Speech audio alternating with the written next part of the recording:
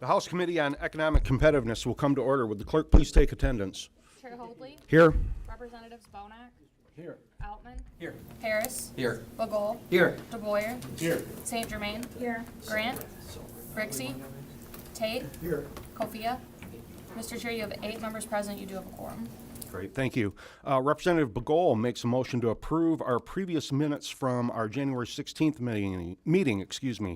Seeing no objections, the minutes are approved by unanimous consent. All right, let's get going. Today we're taking testimony on House Bill 5031, introduced by Representative Robinson. This bill has been in the works for some time. And I'm sure Representative Robinson is very eager to get up here and give the testimony that he's been able to work on for months. So this should be very riveting, and we're looking very forward to it. Representative Robinson, I believe you have some that'd like to come up and testify alongside. If everyone would like to come up and take a brief moment before you speak and introduce yourself, that'd be great. So come on up and let's get this rolling.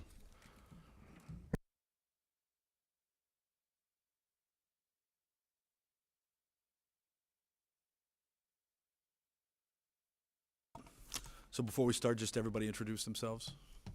I'm Rep. Robinson. Go ahead. Good morning. Luke Bonner, Senior Economic Development Advisor for the City of Sterling Heights. Paula McPherson, Executive Director of Velocity.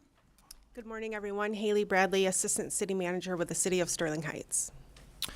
Thank you. Thank you, Chair Hoadley, and thank you for the committee for hearing us today. 25 years ago, the Smart Zone program was initiated by Governor Engler. It was designed to stimulate technology-based economic development. Since then, the program has been extended several times, but here we are in 2026, and those extensions need to continue, quite frankly, because smart zones work.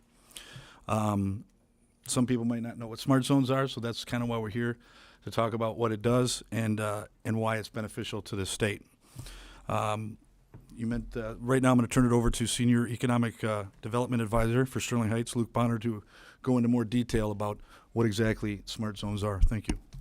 Thank you, Representative, and good morning, Chairman and members of the committee.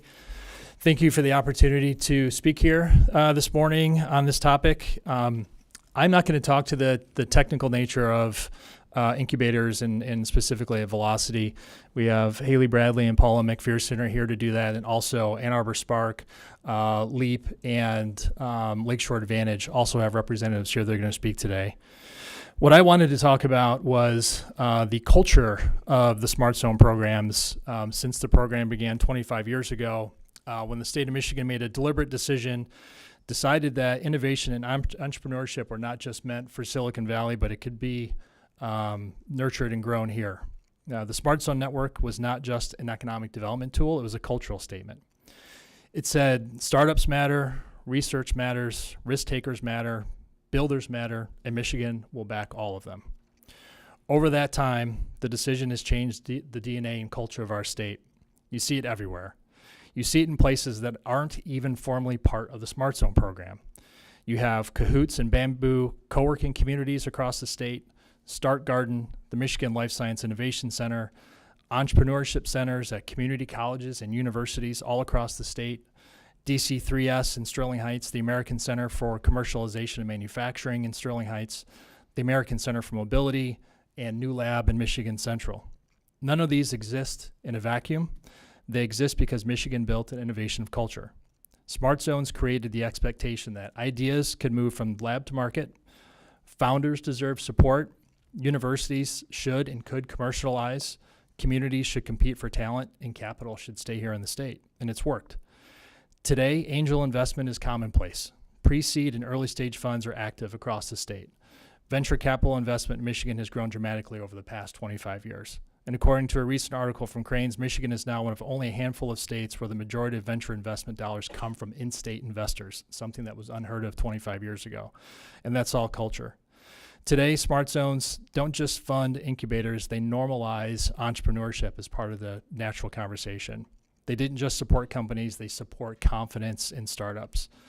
They didn't just create places, they create ecosystems, and perhaps most importantly, they changed how our young talent sees the state of Michigan for future opportunities. Because of the Smart Zone Network, startup founders can launch here, engineers can innovate here, students can intern here at high growth companies, and graduates can stay here.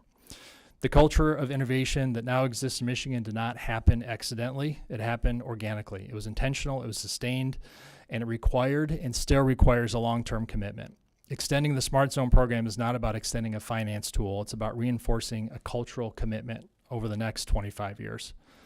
Innovation ecosystems do not run on 2-year timelines. They run on generational timelines. If we want Michigan to continue to compete, not just regionally, but nationally and internationally, we must continue signaling that entrepreneurship is a central part of who we are. And today we have the opportunity to double down on that commitment. I also want to make a quick note on the H2 that's included in your packets today. There were a few changes that we added. Originally, we had a request for 2 15-year extensions that was struck for just 1 15-year extension. We also had some clarifying language to make sure that satellite smart zones were seen as equal footing as a regular smart zone. And then we also made the changes of the word shall to may just to be consistent throughout the statute. So with that, I really appreciate your time this morning. Thank you very much for listening. And there's a lot of others that are going to speak, and I'm going to pass this on next to Paula McPherson sitting next to me. Great. Real quick in between there is we'll be adopting the H2 substitute next week. So Thank you. Good morning. Oh, I don't know if I'm close enough to the mic. Scoot it over. Good morning, and thank you, members of the committee, for the opportunity to speak with you and share with you a little bit more about smart zones. And in particular, I wanted to speak with you about why smart zones matter and why they matter in the communities in which they exist. They turn public investment into measurable economic impact, and we've seen that at Velocity time and time again. They're not an abstract economic development concept. They're a structured system that helps businesses grow, they protect jobs, and they strengthen Michigan's competitiveness. As Macomb County's smart zone, Velocity serves as that connective hub between entrepreneurs, manufacturers, defense contractors, investors, and workforce partners. Our job is really simple. It's to meet businesses where they are and help them to continue moving forward. In 2025 alone, Velocity helped to create 155 new jobs, and we helped to retain 310 that we helped to create the prior year. The families that were supported through that job creation, that's over 400 jobs in Macomb County. I would guess that they probably would say smart zones matter too. In 2025, we also attracted 8 new businesses to Macomb County that did not exist, and we started 21 new businesses. We worked with 300 individual businesses and entrepreneurs through our incubator and accelerator services, and we helped attract $68 million in investment to the businesses that we worked with. And that's a variety of places from VC to angel, bank investment, private investment. But if we didn't exist, I don't know if on their own those businesses would have those opportunities to connect with that kind of investment in their businesses. And we awarded over $650,000 in grants and technical assistance last year to help businesses. We helped one family take their manufacturing business that they started in their garage, and they moved into a brick and mortar this year. They're going to start hiring. It's really satisfying to be able to do that type of work. But those numbers really only tell part of the story, and I wanted to share with you a couple of more stories. One was a local manufacturer. It's Standard Components. We were able to give them a match grant of $21,000.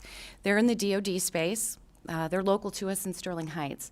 And they needed $42,000 to purchase a new quality assurance program. They needed to get their staff trained, and they needed to do it because Lockheed Martin dictated that they had to have it in order to keep their ongoing contract with them.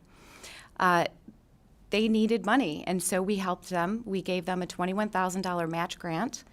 We were also able to double down on that by using a local provider. So not only were we able to help Standard Components keep their Lockheed Martin contract and keep that work in Macomb County and in Michigan, we were also able to help them protect 10 jobs, and we were able to use a local provider to do the work. So that money had a really big ripple effect.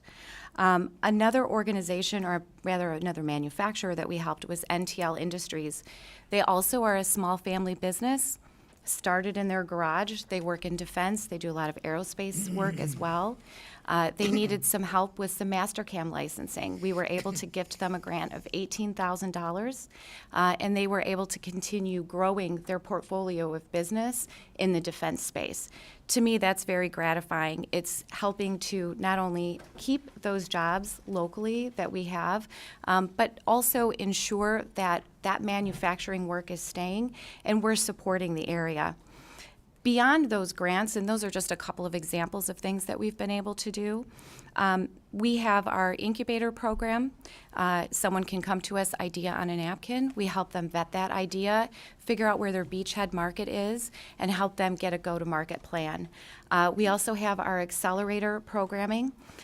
Through our accelerator programming, we work with small businesses. We also work with technology businesses in the aerospace, defense, and high-tech manufacturing industries. And then we also have a MedTech accelerator as well. And we also provide one-to-one executive coaching, business plan development, funding strategy, M&A advisory. We helped a small family business acquire another coffee roasting business. They now have a national contract through our work and through the work that we were able to do with our M&A advisory. We also provide exit planning. But it's more than just helping startups in existing business. We're helping these companies to scale. We're helping them to transition, and we're helping them to remain competitive in the industry in which they're operating. We also convene the business community in a very intentional way. On a monthly basis, we have a manufacturer's CEO roundtable that's limited to folks who are CEOs or someone with P&L responsibility.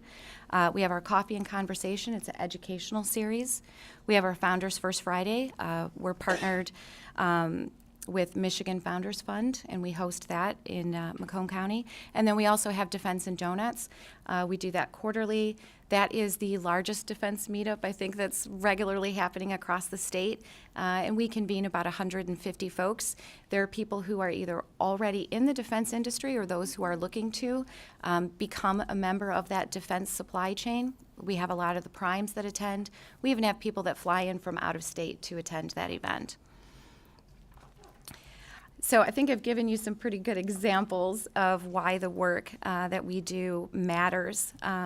You know, our goal is to provide not only programs, but education and support that strengthens these peer networks for businesses and keeping businesses connected with the resources that are in their own backyard, making sure that we look at our own supply chain first, making sure that we're giving good, sound advice to folks who are looking to go into business, and making sure that we set them up to be able to sustain a strong business for the local economy. With that, I will turn it over to Haley Bradley. She is the Assistant City Manager for the City of Sterling Heights. Thank you, Paula, and thank you, committee members, for having us today. So from a municipal perspective, the value of the Smart Zone and Velocity extends well beyond individual companies. It strengthens the entire local economy. When businesses create 155 new jobs and retain 310 existing ones, that means stable tax base, workforce stability, and economic resilience. It means more people living, working, and investing in our community. Velocity's programming fills a critical gap. Many small and mid-sized manufacturers do not have internal grant writers, regulatory experts, or capital strategists. Without Smart Zone support, those businesses would struggle to compete, especially in defense and advanced manufacturing sectors, where compliance and innovation move quickly.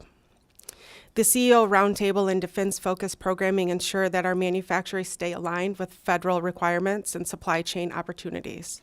That protects Michigan jobs and keeps defense work in our state. The International Landing Zone designation also positions our city and county as a welcoming, structured entry point for global companies. That kind of coordinated attraction effort would not exist without Smart Zone infrastructure. From a city leadership standpoint, Velocity represents strategic economic development, targeted, measurable, and accountable. Smart Zone funding does not sit idle. It is deployed directly into business growth, job creation, and long-term regional competitiveness. We are grateful for your continued support and look forward to building on this momentum. And I would just like to thank you again for having us today. And you've heard lots of stories, but I just want to be clear what this bill does, what Bill 5031 does, it just merely extends the authorized capture period for existing smart zones by 15 years. It explicitly includes satellite smart zones in that extension. It changes the approval language from mandatory to discretionary, but it does not, let me repeat that, it does not alter how smart zone function or it does not expand the program. It strictly addresses the timeline and continuity. So that's what we're asking for here today. So we'll open it up for questions if you have any. Thank you. Just real quick, is this seeded through TIF, or is this specific smart zone funding that's set aside in addition to or a TIF? The smart zones are based off of tax increment financing. And Got so it. they're limited to 15 years of capture, which many smart zones are coming up to the end of that 15 years. So this is an opportunity to extend for another 15 years of capture. Yeah, great. Thank you for that clarification. Now, sounds like a lot of great innovative technologies, coming to Michigan, and that's pretty encouraging. Are you running into any roadblocks or concerns with the lack of on our energy grid to be able to continue to build upon these emerging technologies? I mean, is that a concern? I know it's not related specifically, but I mean, it could be a limitation to the success of this program. Honestly, for the projects that the Sterling Heights Smart Zone works on, that's not been a limitation, partly because the Sterling Heights Industrial Corridor is pretty robust when it comes from an energy standpoint. It's 30 million square feet of total overall industrial space. We have major power users between 2 Stellantis plants and 2 Ford plants. We've not faced that issue in Sterling Heights. Encouraging. I see no questions from minority. Thank you for your testimony. I would just like a little clarification here on, it says to capture taxes levied for an additional 15 years, but the H1 substitute talks about capture for an additional 5 years subject to approval. Would you just clarify what that means? Sure. Currently, there's an opportunity to, if your smart zone expires, which Sterling Heights expires this year, there would be an opportunity to already extend for 5 years based on application and review by MEDC and Treasury. After that, currently, there is no additional opportunity for extend. So we're asking to put in an additional 15-year extension in there now. So for us, for example, when we apply this year, if this gets amended, we will apply for a full 15-year extension and not a 5-year extension.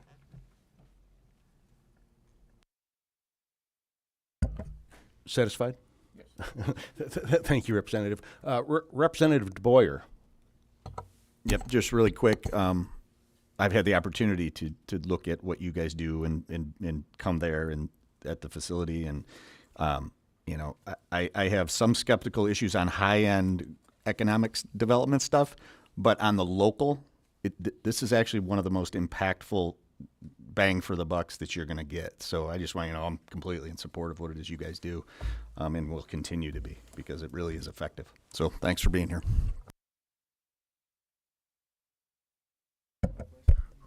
Representative Altman. Just real quickly, this thought just occurred to me. So, say a smart zone is approved for a TIF financing plan. What happens if there is a special assessment that has been assigned to their district? What is the protocol there? Do they pay any of that? I mean, obviously their property taxes would be raised incrementally due to that special assessment, but how does that play out with smart zones? That's a really good question. So I'm going to make something up to answer it. I'm just kidding. Kind of. So a special assessment, typically when it's levied by municipalities for a specific purpose, water main improvement, sidewalks, road improvement, that sort of thing.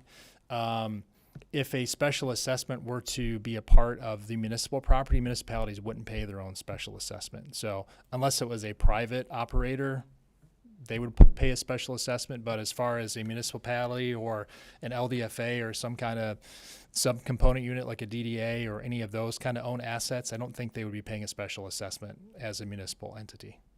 Does that help? Sort of. I understand the municipality themselves, but for the businesses within that smart zone, that smart hub, whatever you call it, how would that special assessment play out? Yeah, so if there's a special assessment in the defined TIF district, the special assessment still goes to what the purpose of the assessment's for. It would not go to the TIF district, let's put it that way. So the LDFA, which is what this statute is under, the Local Development Finance Authority, would not capture the special assessment. If that's what you mean, it would still go for its intended purpose. Okay.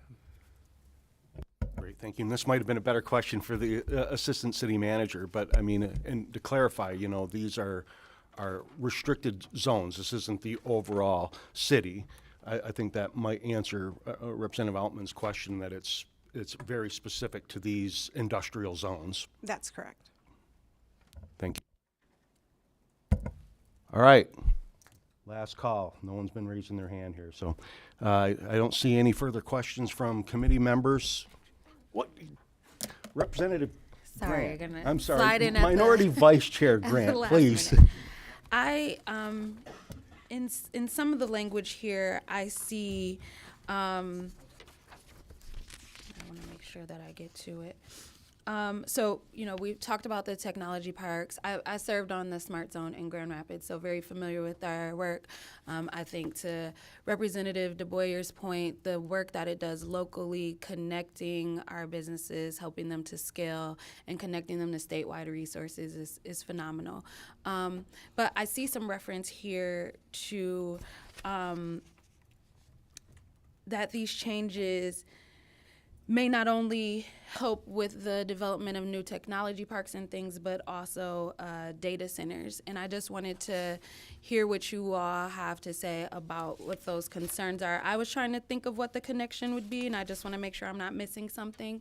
So if that is off base, please let me know. But seeing that remark here, I just wanted to understand if there is any connection to data centers or the development of those across the state. Not that I'm aware of.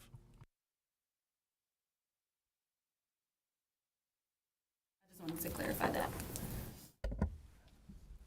Last call. All right, seeing no further questions, thank you all for your testimony. We are going to move on with other testimonies. So if you'd like to vacate, we'll bring up, we're going to bring up Nora Vandebrink, the VP of Entrepreneurship for Lakeshore Advantage. If you'd like to come up and begin when you're ready, the red button by the microphone.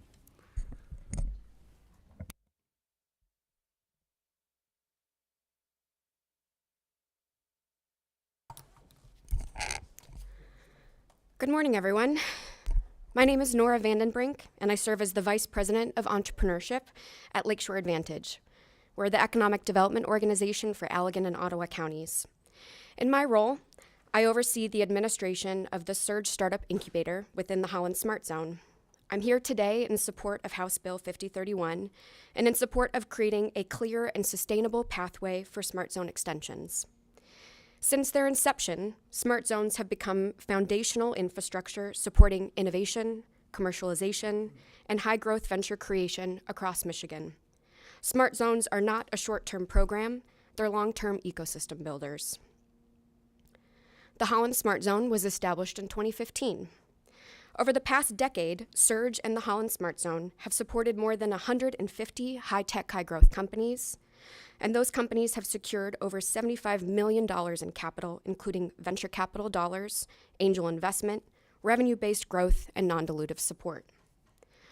Our journey began as a small meetup of local innovators. As interest grew, we co-located with a local software company before ultimately developing our own dedicated innovation facility, the Next Center. Today, that space provides 5,000 square feet of co-working, high-quality meeting and conference space, and most importantly, structured support, mentorship, and connectivity to capital and resources for our over 50 member companies and what's necessary to launch and grow. In the past year alone, since moving into the Next Center, our membership has grown by over 60%, reflecting the strength and momentum of our local innovation ecosystem. When that infrastructure exists locally, companies grow locally. One example is Knit It. Pulling on a theme from those you heard earlier, What began as a passion project in Liz Hilton's garage has now grown into a world-class baby swaddle brand, the Swaddlini. Today, that product is manufactured right here in Holland in an additive manufacturing facility and employs more than 10 local residents. That growth happened here because the infrastructure to support it was here. These beginnings mirror those of companies like Hayworth, which also had humble beginnings in a garage and grew into a primary employer well known in our region. Smart zones create the conditions for the primary employers of tomorrow. Innovation ecosystems require consistency, credibility, and long-term commitment. The same patience we ask of our startup founders as they iterate and grow is required of the infrastructure that supports them. The Holland Smart Zone is currently set to expire in 2030. Without a pathway for extension, the infrastructure momentum that we have built faces an unnecessary cliff. Even the uncertainty of expiration makes long-term planning and investment attraction more difficult. Smart zones are a statewide asset that extend opportunity beyond major metropolitan centers and ensure that communities like Holland can contribute meaningfully to Michigan's innovation economy. We respectfully ask for your support of House Bill 5031 and for continued attention to ensuring that smart zones, including satellites like Holland, have an opportunity for a sustained path forward. Thank you so much for your time and consideration. Great, thank you. Seeing no questions, we appreciate your testimony today. We're going to move on to Paul Krutko. Hopefully I pronounced that correctly. The president of Ann Arbor Spark. Please come up and begin when you're ready, sir. Excellent pronunciation, Mr. Chair. The red button, please. Thank you for letting me speak today. My name is Paul Krutko. I'm here wearing two hats today. I'm the president and CEO of Ann Arbor Spark. We manage the Smart Zone in the Ann Arbor and Ypsilanti communities. Echoing and just giving you some quickly, we have the opportunity to create about 50 new startups a year. And we have 350 startups in our existing portfolio at various stages of growth and acceleration. And those companies last year raised $89 million in capital because we were able to support them. But the hat I'm wearing specifically is on behalf of the economic development leaders for Michigan. Mr. Chair, we have come to speak with you about that group's legislative priorities for the state of Michigan. For the members, just to know who that is, the members of that coalition are the 10 regional economic development partnerships in the state of Michigan across the entire geography. And we represent 84% of the state's population and 89% of the gross domestic product. Who are they? It's Invest UP, Detroit Economic Growth Corporation, the Detroit Regional Partnership, Spark, Lakeshore Advantage, Southwest Michigan First, The Right Place, the Flint Genesee Economic Alliance, LEAP here locally and around Lansing, and just recently the Northern Lakes Economic Alliance has joined us. So we see this particular bill and your efforts to extend the Smart Zone Authority is included in the 10 legislative priorities that we presented to you. And so I wanted to let you all know that those organizations are very pleased to see this legislation moving forward and are wholeheartedly in support of it. And so I'd be happy to answer any questions, but that was what I wanted to share with you today. Right. Thank you, Paul. All right, I see no further questions. We're going to continue on with Ms. Jillian Wynn, the Smart Zone Director for LEAP. For the Lansing Economic Area Partnership. Please come up and begin when you're ready. The red button's still on, so you're good to go. All right. Thank you so much. My name is Jillian Wynn. I'm the director of the Smart Zone in East Lansing and Lansing. I'm so happy to be here with you today. I'm the one with slides. So let me bring these up. So we already talked about what smart zones are, so I'm not going to go into this, but they have been around for 25 years. There are 20 of them in both rural and urban communities. They're certified technology parks, and one key thing that I want to make sure you understand is there's a formal connection between a research university, and we really do help support that tech transfer coming out of the university to bring that research into businesses. Sorry, it's not moving. 1 second here. Okay. So I'm not going to go into also what House Bill 5031 is. I think that was covered really well and answered with your questions. Why extend smart zones? So this is, a proven, accountable policy tool to build our knowledge economy. We want to keep high-tech wage jobs here, keeps youth talent and entrepreneurs in the state, supports startup creation, and drives long-term population growth, benefits communities across Michigan, including both rural and urban, connects the university research to real-world commercialization and jobs. And this is a 25-year-long, measurable, transparent record of success and outcomes that we have had. So who supports it? This was mentioned a little bit already, but we have a broad coalition of people that support this across the state. This list is not inclusive at all. It is just a sampling. There are many more than this. There's also many letters that have been submitted to help represent all of these voices, and there's more out there as well. But I wanted to tell you a little bit about our success metrics in Lansing and East Lansing. Between 2011 and 2024, we've had over 160 companies formed. Over 1,800 tech companies have been supported by services. Over 460 new jobs created, over 700 jobs retained. And from the companies that we've served, over $95 million in capital has been received. Now, if we look at the larger smart zones across the whole state, in that same time period, we have over 1,700 companies formed, over 25,000 tech companies served, over 12,000 new jobs created, and over 46,000 jobs retained, with over $5 billion of total company received.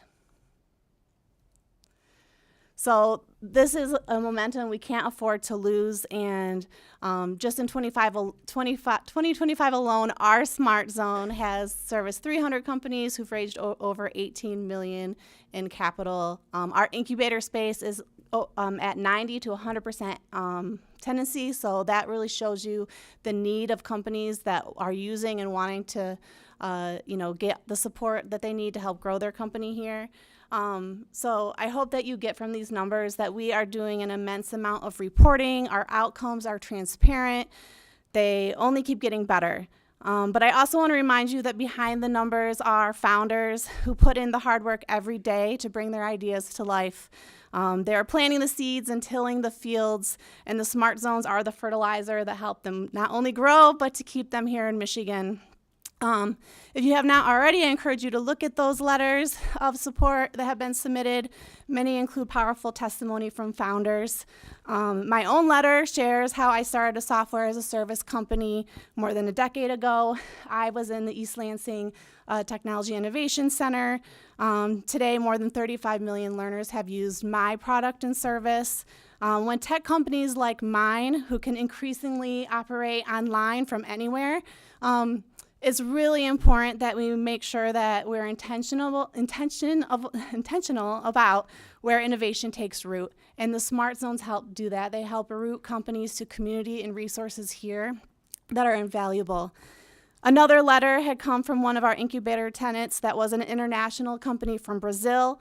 They were looking to launch operations in the U.S. They started here because of the support that they could get from the Smart Zone. They're a tenant in our incubator, and I am happy to say that they've just secured their first U.S. deal. So to have them rooted here in East Lansing is amazing. Lastly, I wanted to highlight a letter from a student founder company. Again, going back to our strong partnership with universities. They are like big cheerleaders of the Smart Zone. They cannot say enough about the support that they've gotten. With our support, they were able to protect their core technology. They got a patent approved. They said it was the fastest approval time in material science, is what the U.S. Patent Office had told them, and that they were also recognized as a top 5 undergraduate invention nationwide. Within a year of founding, they became venture-backed, and they really say a lot of that is because of the support, the resources, and the connections that they have received through the Smart Zone. And so they're keeping operations rooted regionally, but they're competing nationally and globally.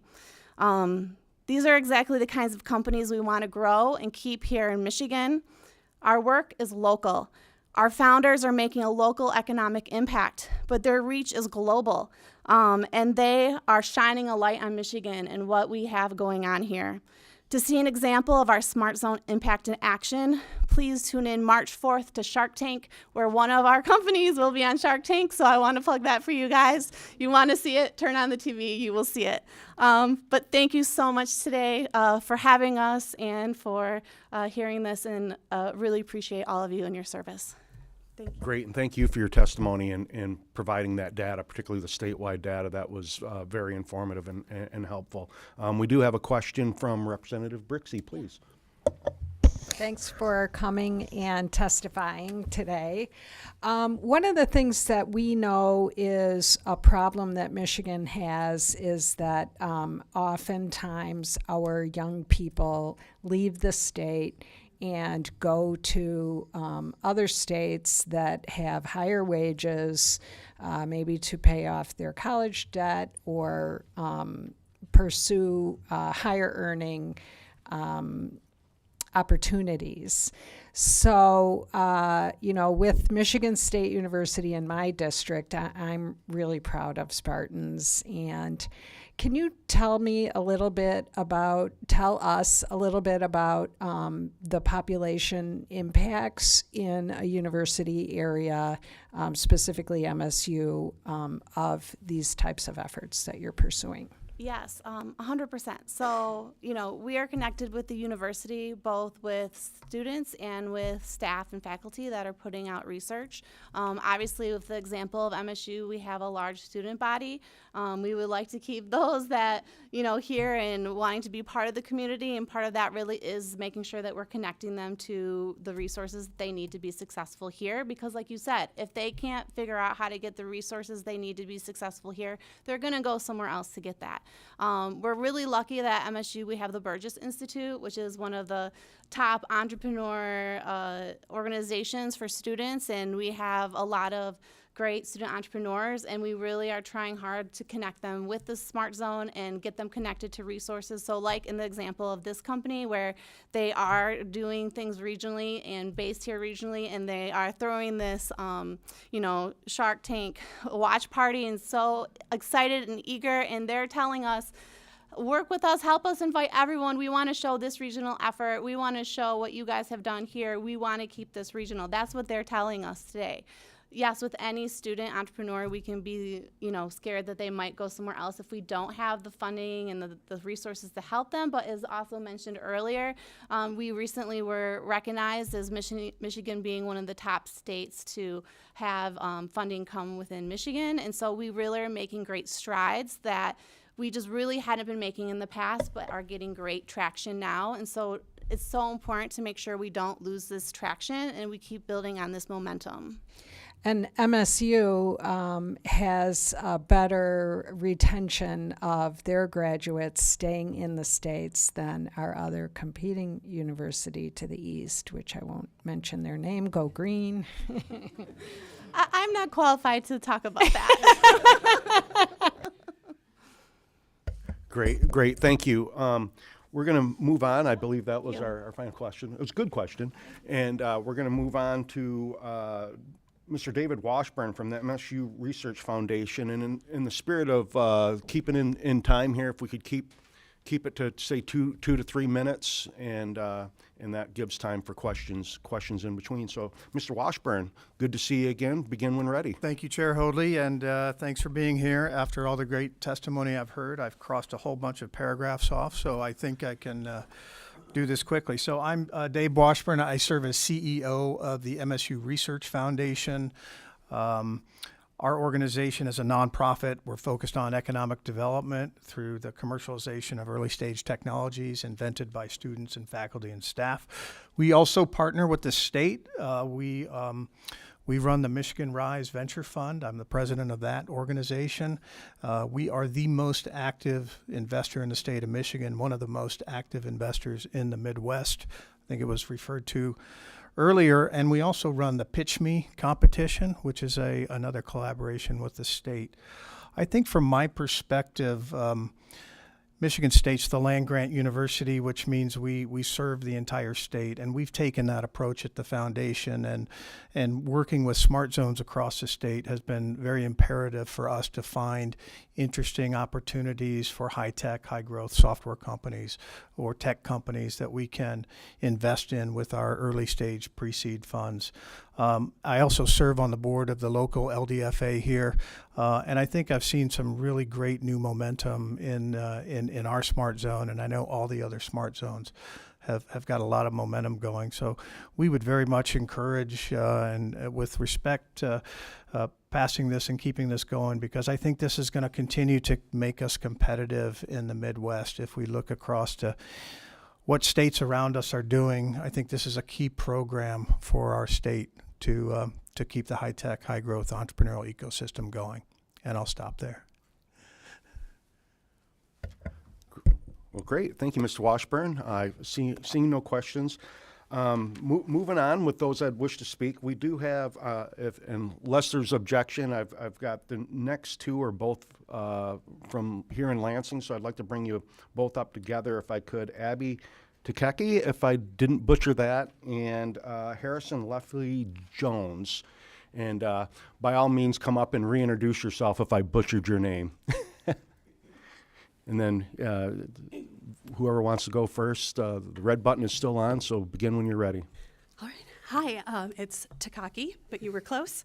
My name is Abby Takaki. I serve as the chair of the Lansing LDFA Smart Zone Board. I'm here in strong support of House Bill 5031. I will try to eliminate the redundancies I had in my prepared comments. As it's been stated, this doesn't create a new program. It doesn't access additional state funds. It simply allows a 15-year extension. It protects, it strengthens a proven, measurable technology investment and job creation tool that Michigan already uses successfully, and that extended planning horizon matters, as you've heard already. Jillian covered our smart zone and its successes, but the impact is tangible. We've seen companies like Vern AI, Loopy Products, Brace begin with an idea and our support system, and today they are bringing innovative products to market, from emotionally responsive AI that combats banking fraud to sustainably manufactured consumer goods upcycled from agricultural waste, and the world's first shoelaces that do not come untied. True. These success stories demonstrate how pairing entrepreneurial vision with smart zone resources accelerates growth and strengthens our regional economy.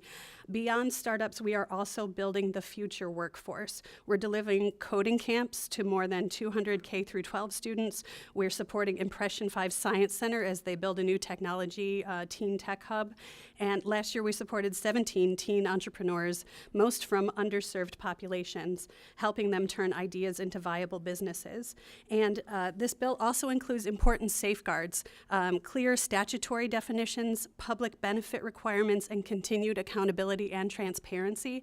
It allows communities like East Lansing to deliver results responsibly while keeping Michigan competitive with neighboring states. The Smart Zone program is working.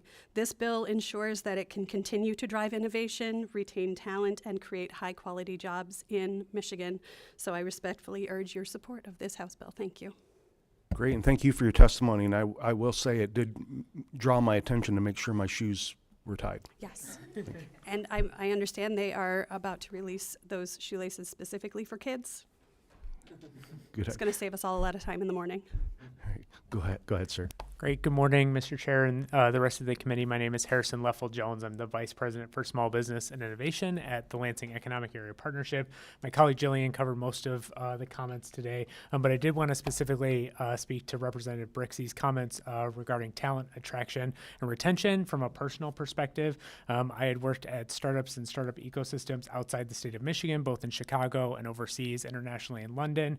And when my wife and I were looking to find a place for our next move, what actually drew us back to Michigan was the Smart Zone ecosystem. So from a personal perspective, I worked at a startup that spun out of Ann Arbor Spark's ecosystem, May Mobility, which is an autonomous vehicle company. I had the pleasure of serving as a chief of staff there. And then I was looking for my next career opportunity and found out about the Smart Zones, not knowing that 20 years of investment had led to every single job that I had had in Michigan. And so I think that there really does go to that generational impact that 15 years may seem like a long time, but by the time one of these startup companies gets going, gets the investment and continues to scale, it'll be gone in a blink of an eye. So I highly encourage the support of this bill and the long-term continued support of startup and tech ecosystem building here in the state of Michigan. Thank you. Great. Thank you both for your testimony. I see no questions from members, so we move on. We've got one more guest that would like to speak, Mr. Mark Vanderpool, the city manager of the city of Sterling Heights. So, no? Mr. Vanderpool is out. Great. So we're going to move on to reading in cards.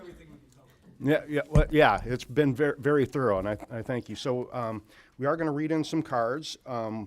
In support of House Bill 531, not wishing to speak, Eric Larson from the Impressions Science Center. Also in support, not wishing to speak, Adam Majestic from the Detroit Regional Chamber. Also in support, not wishing to speak, Tracy Reel from the Greater Lansing Smart Zone Board. Also in support, not wishing to speak, December Day from the MSU Extension. Also in support, not wishing to speak, is Vince Nystrom and Joel Thiel from the Innovative Marquette Smart Zone. All right, and going on from there, we have a lot of cards of support here. So what I'm going to do is I'm just going to read in these organizations rather than each individual card. So all in support of 531, not wishing to speak, we have BRCE, Capital Area Startup Studio, the City of Ann Arbor, the City of Grand Rapids, the City of Lansing, the City of Ypsilanti, Eastern Michigan University, the College of Business, Lasso Therapeutics, Ingham County Commissioner, KISS, LEAP, KISS probably not the band, I'm guessing, but I don't know. Gene Simmons is an entrepreneur, so it could be. LEAP, of course, M3D, the MSU Burgess Institute, the MSU Innovation Center, the MSU Research Foundation, Pyrobic, Inc., Start Garden, Ubivis USA, the University of Michigan, the other university in the state, Vern AI, and the Washtenaw Community College, all in support of the bill. We thank you all for that, and no cards of opposition. So we're going to move on, and I thank everyone for your testimony today. I thank members for the insightful questions.